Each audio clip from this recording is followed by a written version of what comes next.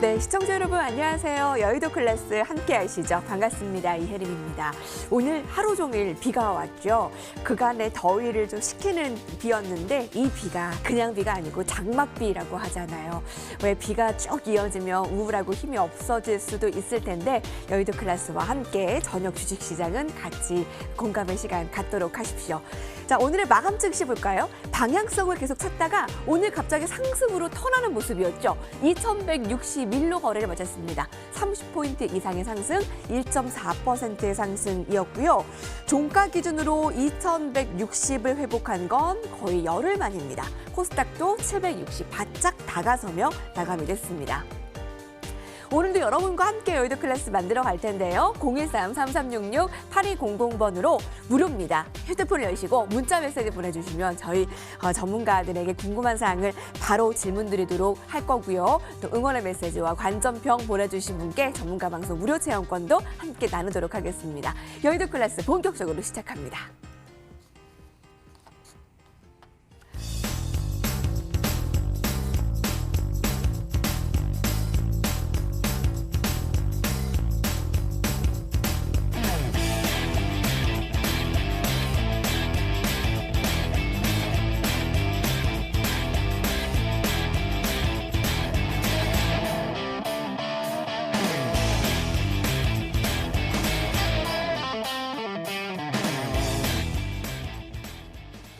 네, 우리 시장은 1% 상승으로 마감되었지만 지금 유럽 증시도 하락세고요. 미선물도 빠지고 있는데 두 분의 전문가는 오늘 어떤 이야기를 풀어놓을까요? 자, 함께 만나볼게요. MTNW 박정식 전문가, 네, 곽영훈 안녕하세요. 전문가입니다. 어서 오십시오. 네. 안녕하십니까? 네, 날씨도 참 오락가락하고 이렇게 좀 지친 나날들이 지나가고 있는데 오늘의 상승은 좀 어떻게 바라볼 수 있을까요? 좀 믿음직한 상승이 될 수 있었을까요?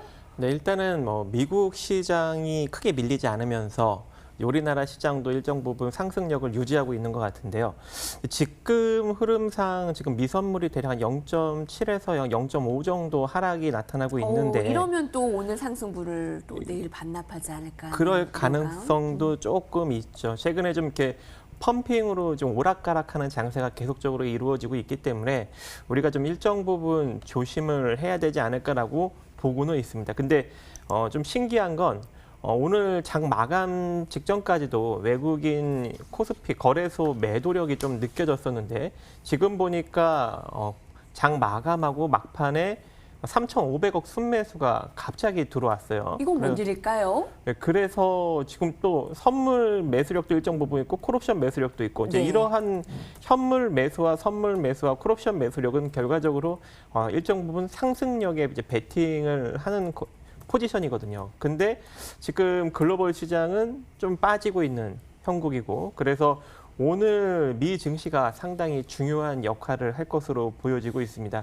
그래서 오늘 미국 증시가 열리고 나서 만약에 지금 하락하고 있는 포지션이 상승으로 전환이 된다면 내일 시장도 크게 무리 없이 여러분들이 대응을 하시면 좋을 것 같고요.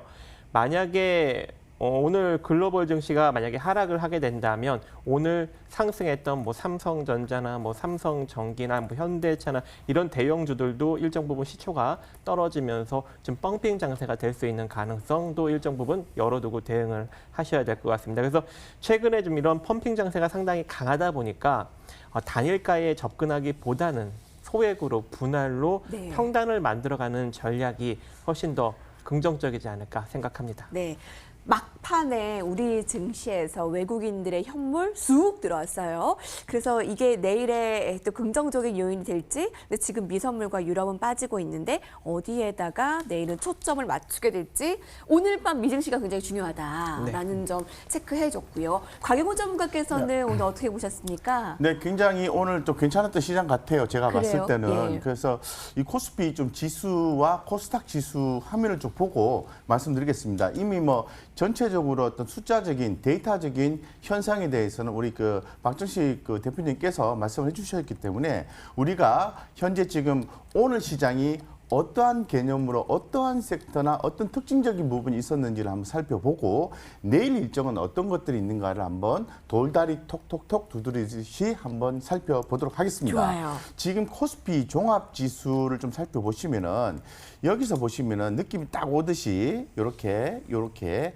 아주 그 굵은 매물대에서 그죠? 굵은 매물대에서 코스피 지수가 떨어졌다가 올랐다가 이렇게 반복하고 있는 거거든요. 그래서 상당히 힘겨루기가 이루어지고 있다는 거고 오늘 장중에는 외국인이 매도세가 나왔습니다만은 장막판에 외국인이 좀 매수세가 들어왔다는 측면이 대단히 좀 긍정적이다라고 말씀드릴 수 있겠지만은 퀘스천 마크는 달고 가셔야 될 것 같습니다. 오늘 전반적으로 이제 강세 업종 같은 경우에 한번 특징적으로 살펴보면은 코로나19 치료제에 대한 부분들이 진단 치료 관련 종목들이 많이 올랐는데 그만큼 현 시장에서는 네. 이 코로나19에 대한 제압이 대단히 중요하다는 거고 이 두 번째는 남북 경협인데요. 좀 이따 다시 한번 더 자세히 말씀드리겠지만은 관련된 기업들의 움직임이 있었고 최근에 그 전기차 배터리 쪽이 계속해서 가고 있지 않습니까? 네. 예, 그런 것도 있고 또 자동차 관련해서 자율주행차 또 주목하셔야 돼요. 그래서 과거에 우리 박정식 전문가님께서 자동차 섹터 못 올랐어요. 이런 얘기 한 적이 있거든요. 드디어 어떤 형태에 의해서 자율주행차 개념으로서 움직임이 있었다는 거고 수소차 관련이죠.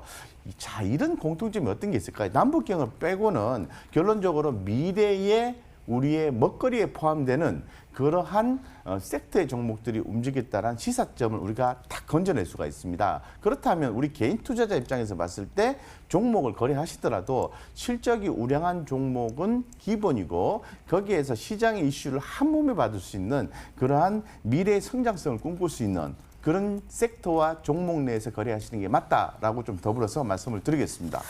남북경협주만 제외하고 오늘 오른 점의 공통상을 보면 미래 먹거리라는 그 같이 공통분모를 찾을 수 있다. 코로나19 진단시약이나 백신, 오늘 수소, 자율주행차까지 실적 무량한 건 기본이고 이들 업종의 상승을 한번 눈여겨보세요, 여러분. 또 자율주행도 주목하자라고 의견을 줬는데 자, 그럼 본격적으로 시작을 해볼까요? 투자의 깊이가 다르다. 오늘도 클래스를 같이 깊이 느껴보시죠. 이것이 클래스로 돌아오겠습니다.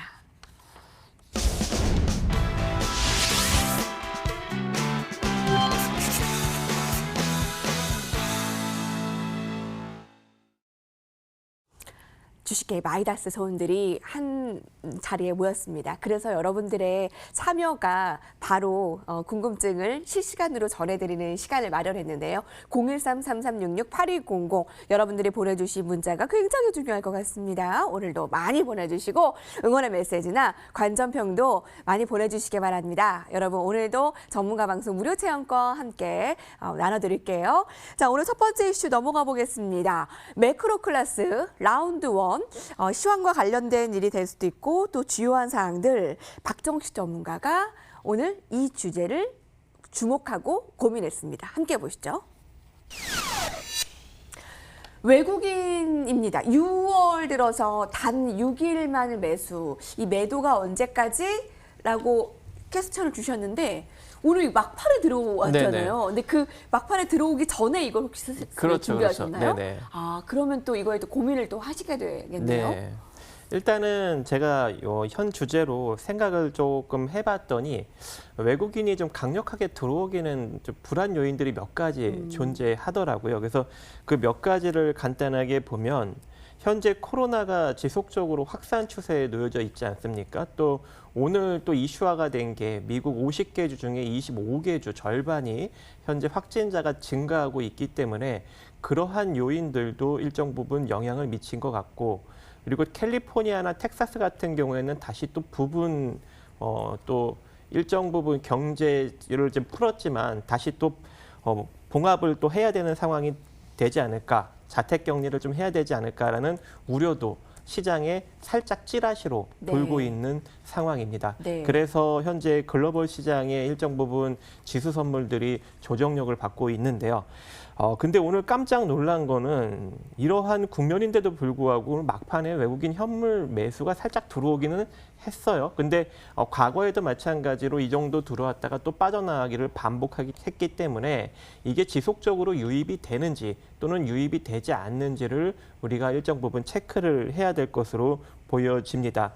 근데 여기서 이제 주목을 해야 되는 건 미 월가에서는 이 감염자, 즉 확진자의 증가 추세보다는 사망자의 증가 추세가 늘어나는가, 늘어나지 않는가를 상당히 집중적으로 보고 있는 것 같아요. 근데 지금 확진자는 증가하고 있는데 사망자는 계속적으로 일정 부분 감소 추세에 놓여져 있다 보니까 거기서 안도감을 갖고 증시 상승 장세가 일정 부분 유지가 되는 것이 아닌가라고 생각을 합니다. 근데 이 확진자, 즉 이 확진자의 증가 추세가 최근에 늘어나고는 있지만 네. 결과적으로 사망자는 조금 뒤늦게 상승력이 나타날 수 있는 가능성이 존재하거든요. 그래서 7, 8, 9월 달이 상당히 중요한 포인트가 되지 않을까라고 생각을 하고 있습니다. 만약에 지금 현재 확진자가 증가하면서 7, 8, 9월에 사망자까지 증가해버리면 네. 거기서 일정 부분 우려스러운 시장의 리스크가 나타날 수 있는 가능성이 존재할 것 같고 또 최근에 기업들이 투자를 하지 않고 있습니다. 지속적으로 현금을 확보를 하고 있죠. 미국 기업이 3월 말 이후 2분기 동안 대략 1,480억 달러를 시장에서 조달을 하면서 현금을 확보해 놓고 있는 상황입니다. 자산은 지속적으로 매각하고 투자는 재고하고 채권 발행은 최대치를 기록을 하고 있죠. 미국 은행 상반기 예금 보유액 역시 2,425조가 증가를 했습니다. 그래서 지금 뭐 사상 최대의 현금력을 뭐 기업과 은행이 보유하고 있다라고 봐도 무방할 것 같은데요. 과거에도 이렇게 기업들이 현금 보유를 굉장히 많이 늘렸던 시기가 있었습니다. 그 시기가 언제였냐면 1999년 4분기였어요. 그때도 상당히 많이 기업들이 현금을 보유하고 있었는데 그때 이후에 뭐가 터졌습니까? IT 버블이 터지면서 증시가 쭉쭉쭉 밀려 나갔죠. 그래서 지금 현재 2분기에 상당히 많이 현금력을 기업들이 확보를 했기 때문에 3, 4분기 흐름이 상당히 중요한 포인트가 되지 않을까라고 일정 부분 생각을 합니다. 그래서 이러한 리스크를 보았을 때 외국인들이 좀 강력하게 우리 시장에 유입을 하기에는 조금 어렵지 않을까라고 생각을 하고 있습니다. 지금 미국 기업들이 다 현금 확보의 움직임을 보이고 있고 그거에 핵심을 좀 두셨잖아요. 이런 상황에서 외국인들이 국내 증시를 사기에는 크게 뭐 매력적인 이유가 느껴지지가 않을 수가 있겠네요. 그렇죠. 펀더멘탈이 따라가지 않는 상황에서 주가만 올라가고 있는 상황이기 때문에 쉽사리 투자를 강력하게 집행하기에는 조금 어렵지 않겠느냐. 그래서 이러한 펀더멘탈이 따라가려면 결과적으로 경기가 상승해야 되는데 아직까지 코로나19가 지속적으로 확장세에 놓여져 있기 때문에 펀더멘탈이 따라가기에는 조금 어렵다고 볼 수는 있을 것 같습니다. 그래서 3, 4분기 흐름을 조금 더 관찰을 한 후 아마 외국인들이 그때부터 괜찮다면 유입이 되고 그렇지 않다면 좀 증시 조정을 겪는 그러한 형국이 나타나지 않을까 생각을 합니다. 그런데 코스피는 전고점을 재도전할 수도 있는 움직임을 막 보이는 것도 같고 그 이유가 미국에서는 나스닥이 10,000선을 넘어 막 만스닥이라고 하고 계속 상승 탄력을 미국 증시는 계속 이어가잖아요. 우리 증시의 방향성 역시 외국인이 중요할 텐데 곽영우 전문가께서는 어떻게 보십니까? 네네. 지금 방금 전에 전반적으로 다 말씀을 좀 드린 것 같아요. 근데 저는 똑같은 내용을 좀 이렇게 구분해서 여러분들이 이해하기 좀 편하도록 이렇게 좀 말씀드리겠습니다. 사실 지금 현재 시장 자체는 현상적으로 봤을 때 대단히 대응이 가능하고 수익도 잘 내는 시장인 것만은 분명한 것 같아요. 수익을 잘 낼 수 있다고요? 네네. 제가 예전에 말씀을 드렸었죠. 시장이 좋을 때는 부정적인 팩트들이 무엇이 있는가를 늘 이렇게 두드려가면서 생각을 하셔야 되고 지난번처럼 시장이 코로나19로 인해서 급락이 나왔을 때는 긍정적인 생각을 계속해서 하셔야 돼요. 버틸 수 있으니까. 그런 관점에서 말씀을 드리겠습니다.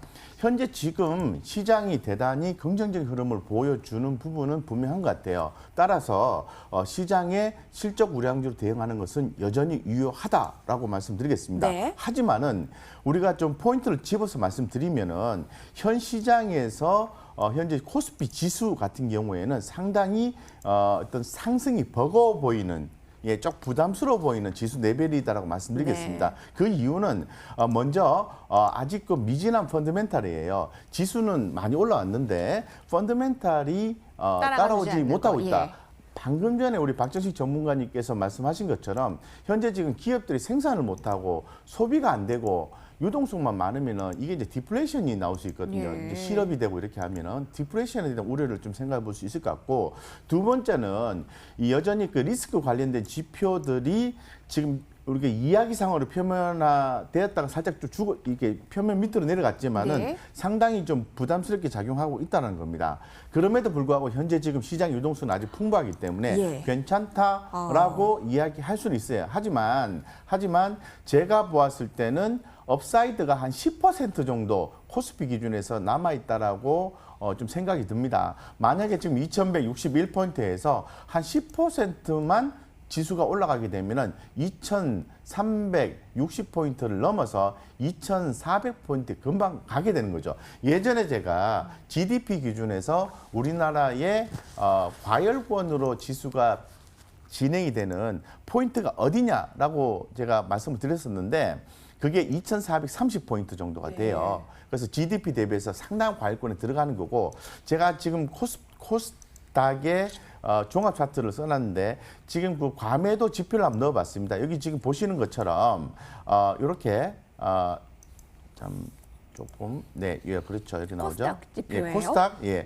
코스닥 쪽의 지표를 제가 펼쳐놨는데 아까 코스피는 설명드렸으니까 여기 지금 화살표가 나왔잖아요. 이거는 이제 과매수로 들어갔다가 조금씩 이렇게 좀 진정이 된다는 건데, 과거에 좀 데이터를 보시면 이렇게 네. 눌러주는 화살표들이 나왔을 때 주가는 옆으로 횡보하다가 급락이 나오는 현상을 보여줬거든요. 예. 여전히 신호가 나와 있다는 측면을 간과해서는 안 된다. 하지만 여전히 유동성은 풍부하니까 2분기 실적 다가오니까 실적 우량주, 굉장히 제가 종목을 많이 드렸죠. 그런 종목도 위주로 해서 트레이딩 하시면 네. 된다.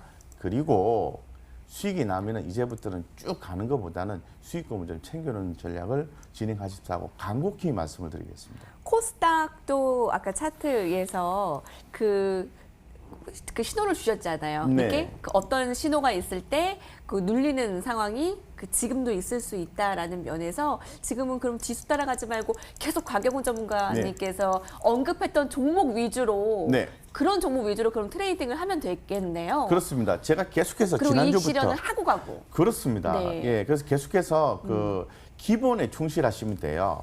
예, 매출, 영업이익 이런 부분에 충실하시고 재무적 안정성에 충실하시고 플러스 알파 이슈에 충실하셔서 매수를 하시고 짧게 끊어서 치는 전략이면은 현 시장도 괜찮다 네. 이렇게 말씀을 드릴 수 있을 것 같습니다. 박정식 전문가께서는 그럼 전략 측면에서 어떻게 가져가실까요? 근데 외국인들의 매도가 계속될까라는 측면에서 봤을 땐 외국인은 3월, 4월, 5월에 비해서는 6월에는 순매도 규모가 조금 또 줄었기 때문에 네. 여기서 외국인들이 조금만 덜 팔고 좀 유동성의 힘이 개인까지도 같이 가세하면 조금 더 갈 수 있지 않을까.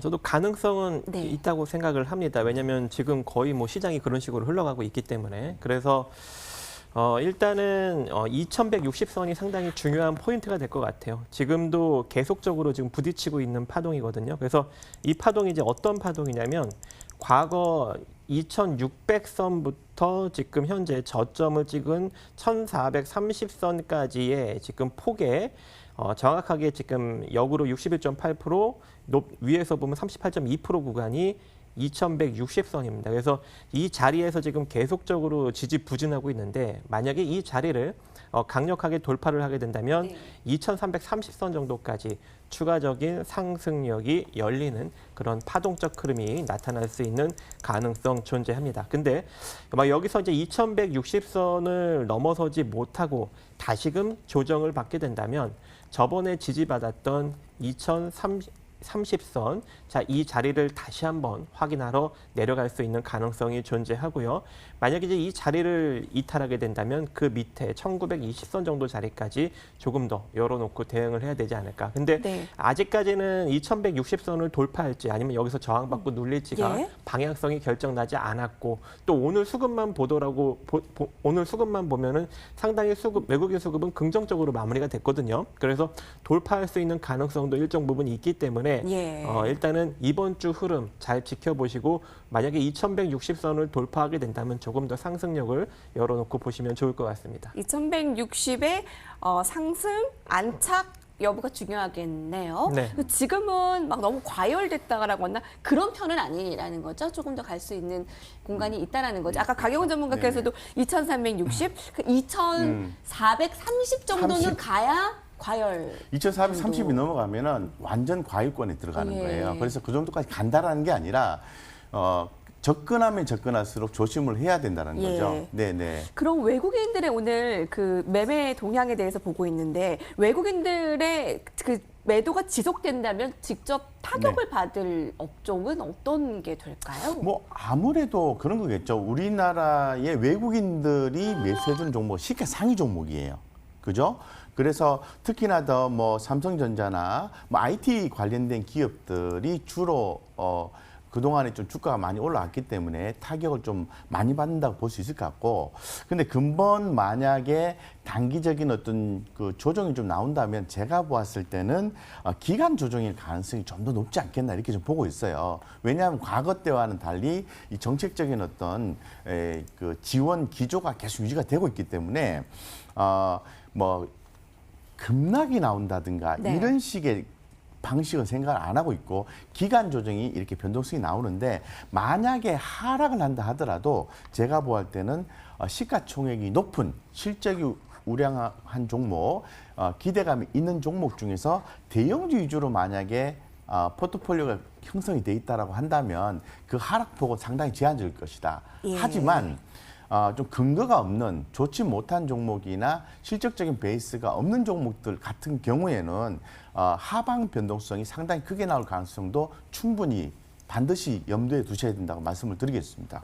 기간 조정, 그 변동성이라는 단어를 그 띄엄띄엄 주시는데, 그만큼 좀 변동성에 대비를 하고 또 하락권에도 지금 많은 호재들이 안 보이기 때문에 같이 염두를 해둬야 된다라고 의견을 주시고 있어요. 특히 아까 미국 기업들이 거의 10년 이상 만에 그 현금화를 계속 하고 있다라고 말씀 주셨잖아요. 네. 이거에 힌트가 있을까요? 개인들도 그것에 좀 따라해야 할 만한 이유가 될까요? 그러니까 과거에도 1999년 4월 4분기 이후로 지금 거의 최대치의 현금 확보 흐름을 좀 보이고 있거든요. 그래서 과거에도 이렇게 많이 현금을 확보했을 때 시장 리스크가 일정 부분 나온 전력이 있기 때문에 이번에도 현재 이 시장 상승력을 길게 보고 접근하기보다는 짧게 보고 접근하는 것이 조금 유리하지 않을까. 자, 우리나라 시장만 놓고 보면은 솔직히 그렇게 많이 과열권은 아니죠. 우리나라 시장은 2100선도 상당히 저평가 국면이라고 네. 볼 수 있을 것 같은데, 미국 시장만 보면은 과열권은 맞다고 볼 수밖에 없습니다. 그래서 특히 또 이제 글로벌 미국 시장이 또 빠져버리면은 결국 우리나라 시장도 일정 부분 영향을 받을 수밖에 없기 때문에 네, 미국 시장은 과열이 맞다. 네, 그래서 이러한 것들을 우리가 좀 일정 부분 염두를 하고 대응을 하면 좋을 것 같고, 과거와 같이, 그러니까 이번에 좀 하락을 한 것 같이 이렇게 큰 폭의 뭐 쭉쭉쭉 빠지는 그런 하락력은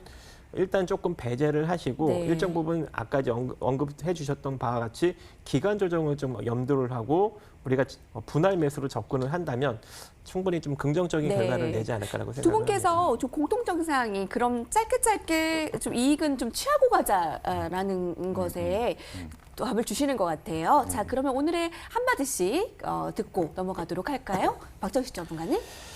네, 일단은 길게 보기보다는 현 시점에서는 조금 단기 매매 형식으로 짧게 기술적으로 치고 빠지던가, 아니면은 많이 시장에 부각받지 못한 종목들을 좀 느긋하게 길게 보시면서 안정적인 평단을 느긋하게 만들어가는 그러한 포지션을 만들어가는 것이 좋을 것 같습니다. 그래서 지금 현재 시장에서는 올라가는 종목이 더 올라갈 거야 하고 무턱대고 거기에 강력한 베팅을 하기보다는 예. 조금 시장에 부각받지 못한 종목들 위주로 안정적인 평단을 시일을 두고 시장 리스크가 나올 때까지 기다리면서 평단을 만들어가는 그런 전략이나 아니면 기술적으로 수급과 이슈가 있는 종목들을 뭐 소액으로 짧게 치고 빠지고 한 5에서 10% 수익을 내는 방식으로 짧게 수익을 내신다면 네. 충분히 시장 리스크가 오더라도 긍정적인 결과를 낼 수 있고 시장이 여기서 더 올라간다면 더욱더 긍정적인 결과를 낼 수 있지 않을까라고 네. 생각을 합니다. 리스크가 오더라도 위로 올라가도 같이 대응할 수 있는 그 전략도 어떻게 네. 세워야 되는가 이건 주셨는데 곽영호 전문가께서 한마디 주실까요? 네네. 간다 또 간다 이렇게 말씀을 드리겠습니다. 하지만 시장 변동성은 반드시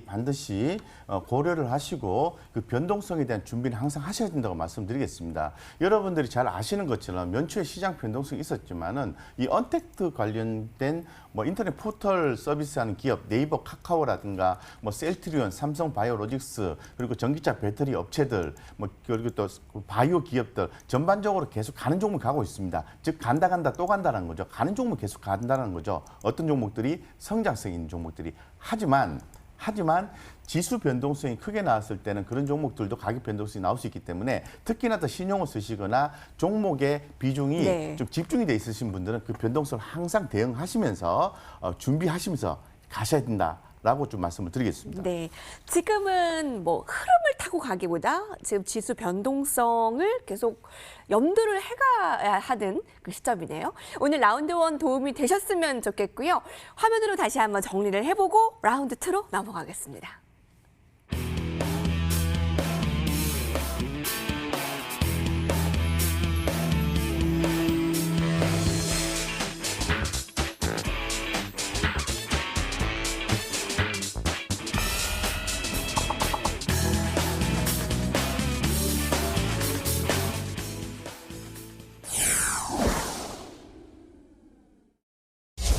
여러분께서는 여의도 클래스 함께 해주고 계십니다. 무료 문자 메시지 많이 보내주고 계신데요. 또 저희가 50원의 문자 요금을 드리는 게 아니고 무료이기 때문에 많이 더 열려있다라고도 볼 수 있습니다. 013-3366-8200번으로 오늘 궁금한 사항이나 실시간으로 소통하고 싶은 점, 관전표, 응원의 메시지 다 좋은데요.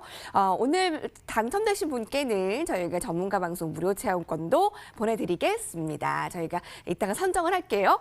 저희 문자 메시지와 궁금한 사항 올라오는 것 중에 한 가지 보고 갈게요. 시청자 질문입니다.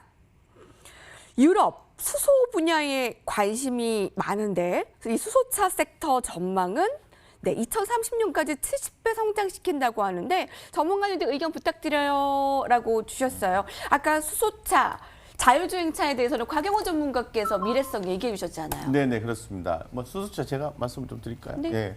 지금 그 전기차 관련해서는 상당히 많이 이렇게 올라가고 있고 앞으로도 전기차 배터리 부분은 더 간다라고 보시면 돼요. 더 간다라고 보시면 되는데 분명히 기간 조정이나 가격 조정이 있다고 보는 거죠. 하지만은 지금은 어떤 조정을 논할 수 있는 그 성장성에 제한을 둘 수 있는 그런 분위기는 아니다라고 말씀드리고 수소차가 조금 나왔다가 최근에 좀 죽었다가 다시 또 니콜라이에서 수소차가 부각이 된 거죠. 우리나라 수소차 관련된 기업들이 많이 있는 것 같습니다.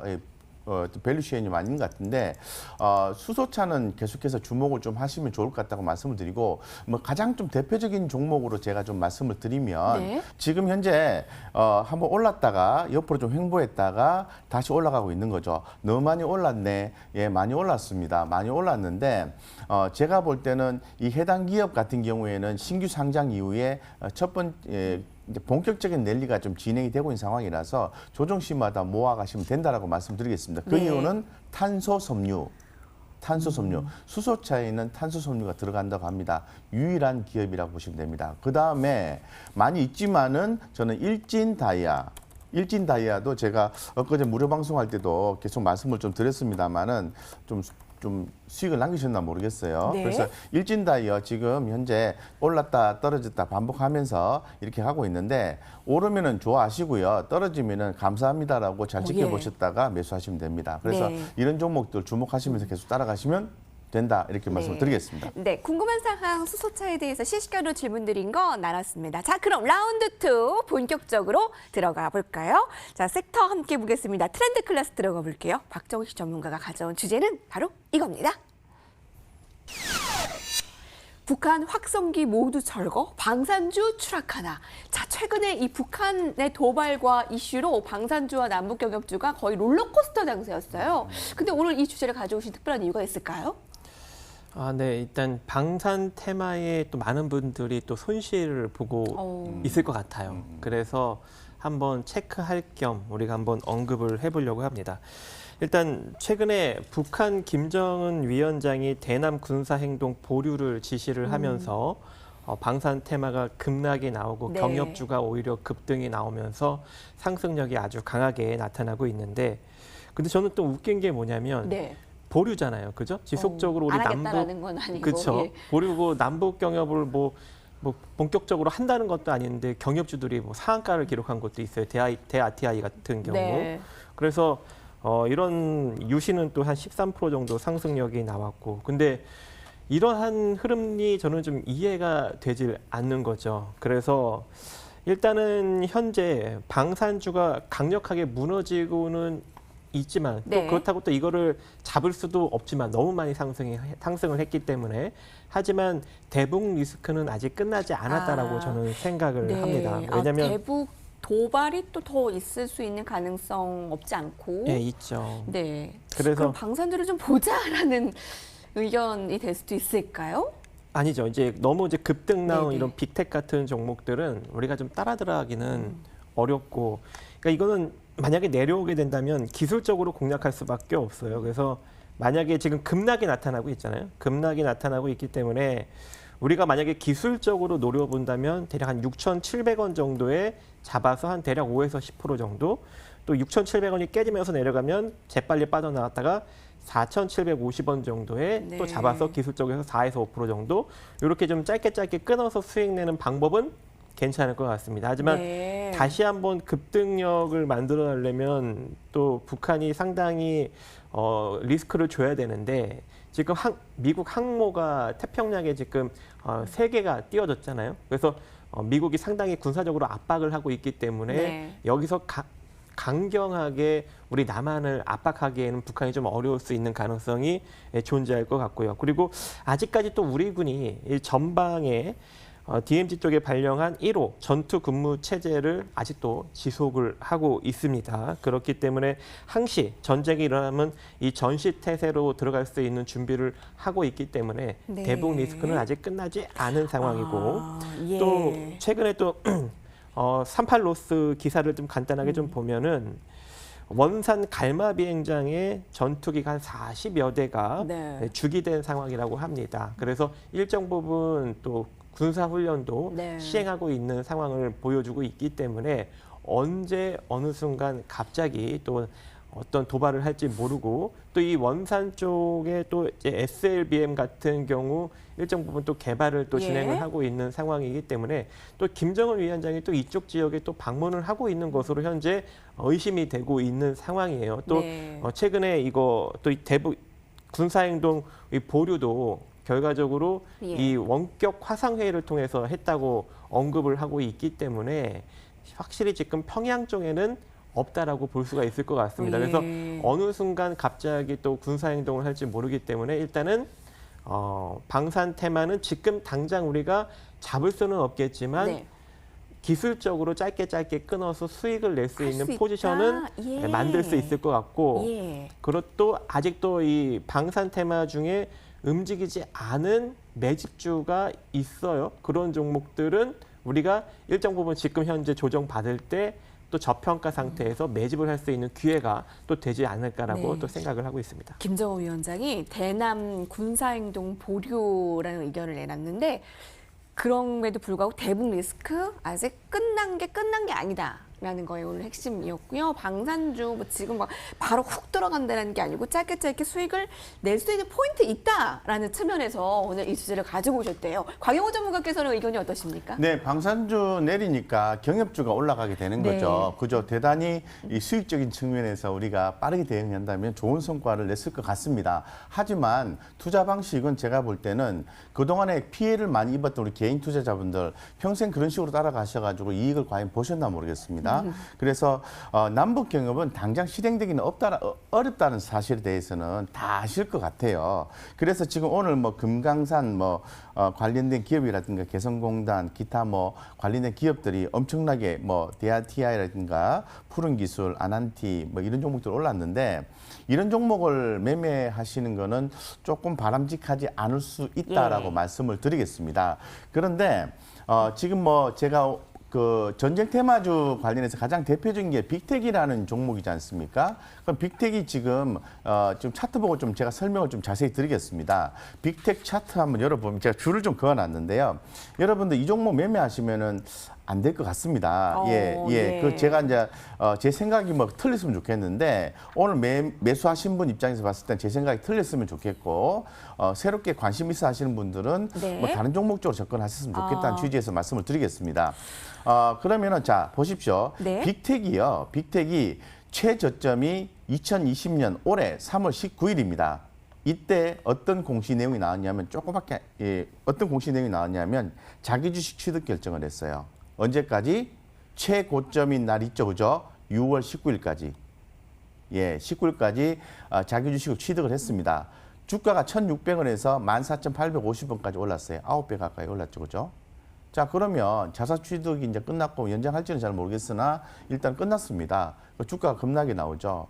여기서 여러분들이 이걸 다 받아주시면 얼마나 감사하겠습니까? 그죠? 그래서 일단 그 전쟁 테마 관련된 종목들이 기본적으로 실적 베이스가 약하거나 별로 없는 기업들이 많아요. 이런 종목들 대응하셔가지고 피해를 입는 경우가 없었으면 좋겠다라고 말씀드리고 경협주 관련해서 그래도 관심이 나는 간다라고 말씀을 있어요?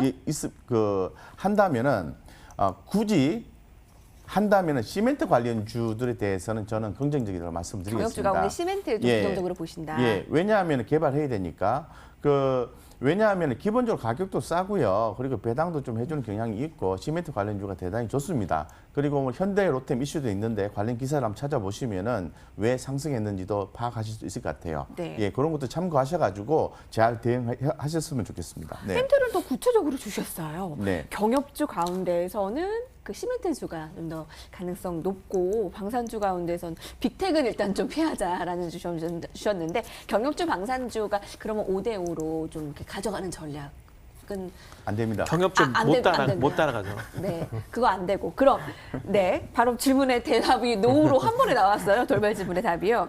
그럼 방산주 보유자 같은 경우에는 지금 빠져나오지 말라는 아니죠. 빠져나와야죠. 방산주 보유자는요? 네, 그렇죠. 네. 아니, 급락이 그러죠? 나오니까 다시는 저기까지 올라갈 가능성이 지금 현재 상태는 안 보이잖아요. 근데 대북 리스크가 끝난 게 아니라는 의견을 그러니까 이제 주셨잖아요. 기술적으로 중요 자리마다 기술적으로 잡아갖고 한 4에서 5% 정도는 끊어서 수익을 낼 수 있는 포지션은 존재하겠지만 지금 여기서 큰 수익을 바라기가 어렵다니까요. 그러니까 쭉 보유한다라는 그 개념은 아닌 거네요. 건들 수 없는 상황이니까 한마디로 지금 방산주나 경협주나 두 개 다 건들 수가 없어요. 의견도 좀 비슷한가요? 자, 한마디씩 좀 들어볼게요. 박정식 전문가님. 일단은 방산 테마 같은 경우는 지금 급락이 나타나고 있기 때문에 여기서 다시금 또 크나큰 상승력을 기대하고 들어가기는 어려운 상황이고요. 그래서 크게 물리신 분들은 일정 부분 손절을 고려할 수밖에 없는 상황이 될 것 같고, 그리고 또 경협주도 마찬가지로 지금 북한이 우리나라랑 지금 뭐 여러 가지 사업을 추진하고 긍정적인 관계를 유지하려고 하는 상황이 아니기 때문에 경협주도 여러분들이 만약에 쉽사리 따라 들어가서 물리게 되면 또 빠져나오기가 또 어려워질 수가 있습니다. 그래서 두 섹터 모두 우리가 쉽사리 접근하기 어렵다 보겠습니다. 아까 구체적으로 주신 곽영호 전문가님께서는요? 네네. 지금 그 묘하게도 매년 6월 15일 전후로 해서 방산주들이 상당히 급등을 하는 현상이 나와주고 있어요. 매년 요맘때입니다. 오, 그래서 예. 일단 올해 이벤트는 끝난 것으로 제가 좀 말씀을 좀 드리고 예. 싶고 추후에 뭐 이런 부분들이 계속해서 부각이 될 수는 있겠죠. 하지만 우리 개인 투자자분들이 이제부터는 정말 좋은 주식을 좀 계속해서 하고자 하는 취지하에서 이 관련된 기업들에 대한 부분은 관심을 좀 멀리 하시는 게 좋지 네. 않을까 이렇게 생각하고 있습니다. 네. 그럼 방산주는 2021년 6월에 그쯤 해가지고 그 하면은 거의 맞는 건가요? 네. 라운드 2 오늘 트렌드 클래스에서 방산과 남북 경협주 개인 투자자들이 분명히 또 이걸로 힘들어하시는 분들이 있을 것 같아서 꽂을 것 같습니다. 화면으로 정리하고 가겠습니다.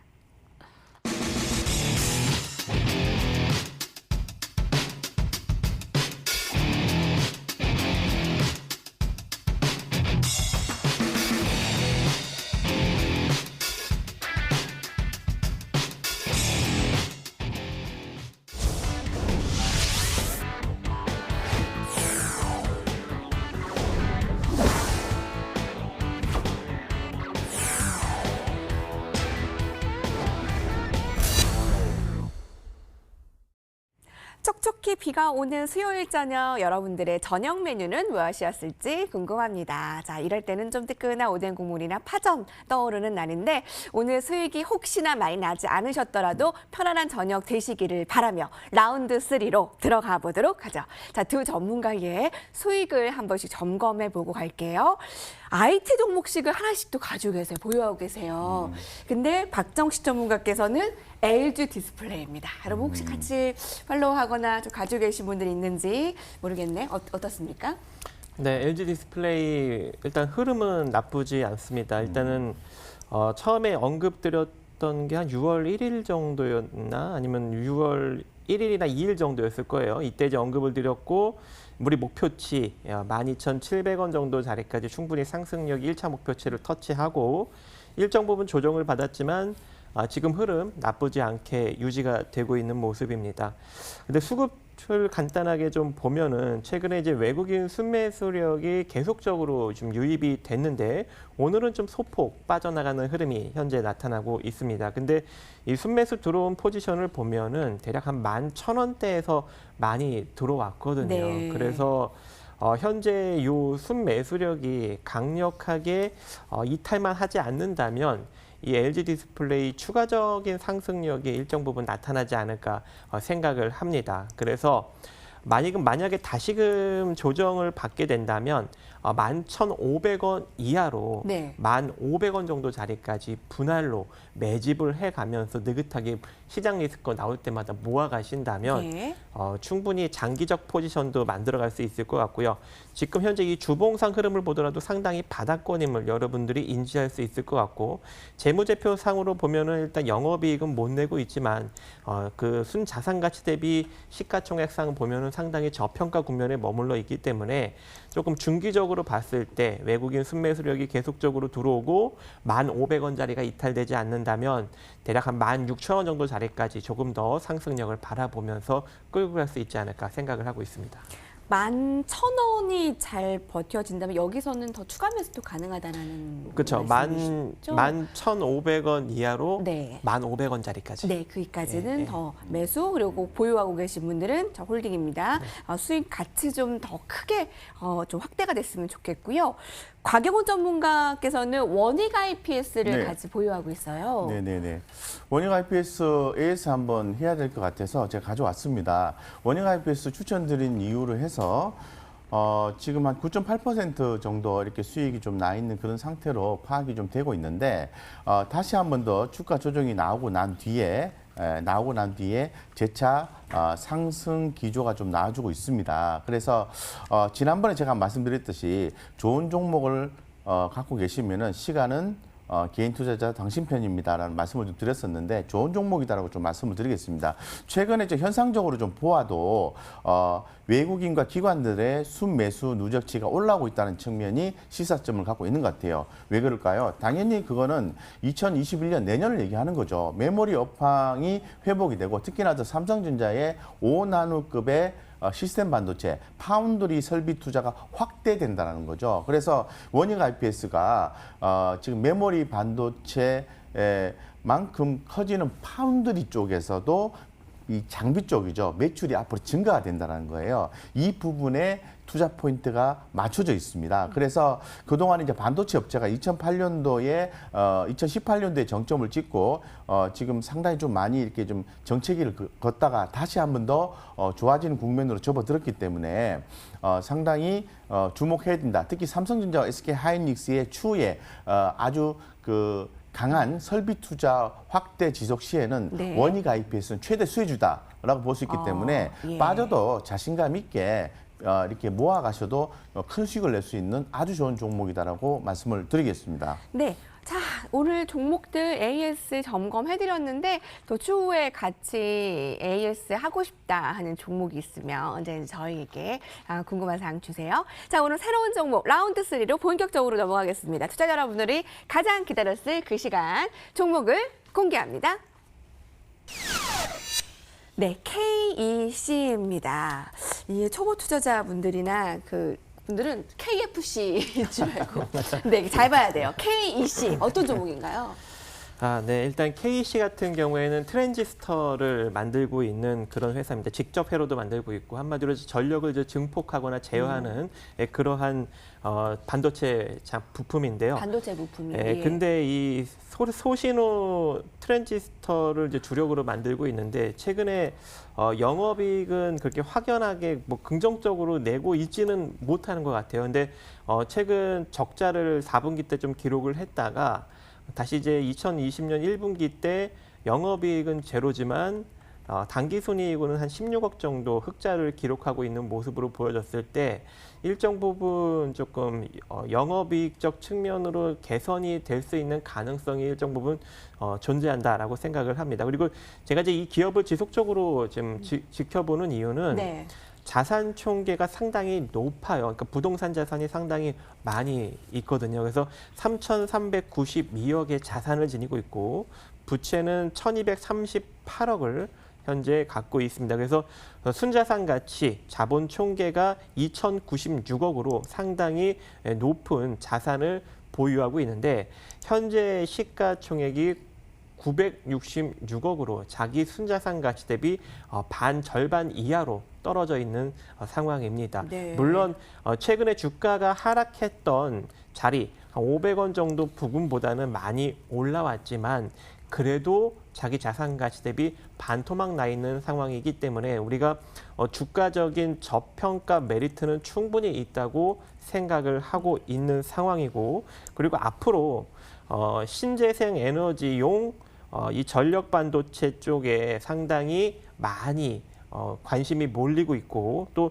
이 전기 자동차나 수소 전기 자동차 쪽에서 네. 지금 관심이 더욱더 집중되고 그쪽의 생산이 내년부터 본격화될 가능성이 존재하기 때문에 이 전기 자동차나 신재생 에너지용 네. 차세대 전력 반도체 소재 개발 네. 관련 국책 과제를 시행하고 있는 KEC가 이 이슈랑 같이 맞물리면서 네. 시장에 부각을 받지 않을까라고 생각을 하고 있습니다. 한번 저희 그 가격 전력 주시고요. 네. 주시면서 질문으로 지금도 시청자분께서 동전주가 이제 변동성이 큰 시장에서는 혹시 위험하지 않나라는 질문도 같이 좀 대답을 주셨으면 좋겠어요. 네, 일단은 자산 가치 대비 반토막 나 있는 상황이기 때문에 시장 리스크가 강력하게 오더라고 하더라도 이번에 저점을 찍은 475원은 절대 이탈될 수 없는 네. 그러한 재무 구조를 지니고 있는 상황이고요. 여기서 시장 리스크가 온다면 750원 이하로 우리가 좀 모아갈 수는 있을 것 같습니다. 그래서 720원 이하는 모아가요. 750원. 750원, 예. 그래서 제가 매수가를 750원으로 정했어요. 매수가를 750원으로 정한 이유는 그 자리까지 우리가 분할로 접근을 하자. 시장 리스크가 일정 부분 나올 수 있는 가능성도 존재하니까 그 자리까지 이제 분할로 접근을 하고 목표가는 원래 길게 잡으면 대략 2,000원 정도 자리까지 잡아볼 수 있는데 짧게는 970원 정도 자리까지는 볼 수 있을 것 같습니다. 그래서 손절가는 700원 정도 제시해 드리도록 하겠습니다. 내일의 포트폴리오에 불기둥이 솟아오르길 바라며 라운드 3 오늘 유망주 클래스 이 종목이었습니다. 내일을 준비하는 분들을 위해서 오늘 박정식 전문가가 무료 공개 방송을 준비하시는데 어떤 내용 준비하셨어요? 네, 한결같이 뭐 시장에 대한 상황 그리고 현재 시장의 이 포인트에 따라서 우리가 어떤 식으로 대응을 해야 되는가 그리고 현재 수급이 몰리고 있는 종목들 그리고 앞으로 주목을 받을 수 있는 저평가 소기업들 이런 것들을 우리가 한번 찝어보는 시간 가져보도록 하겠습니다. 포털 검색창에 접속하셔서 여의도 클래스라고 쳐보세요. 검색해서 나오는 첫 번째 링크를 클릭해 들어오시면 여의도 클래스 전문가와 함께 할 수 있는 코너 있는데 박정식 전문가의 사진을 꾹 클릭해서 들어오시면 됩니다. 자, 오늘 유망주 클래스 함께 해주셨고요. 저희 오늘 베스트 관전평은 화면으로 나가겠습니다. 축하드립니다. 오늘 박정식 전문가와 강영훈 전문가님도 수고 많으셨어요. 함께 해주신 여러분 감사합니다.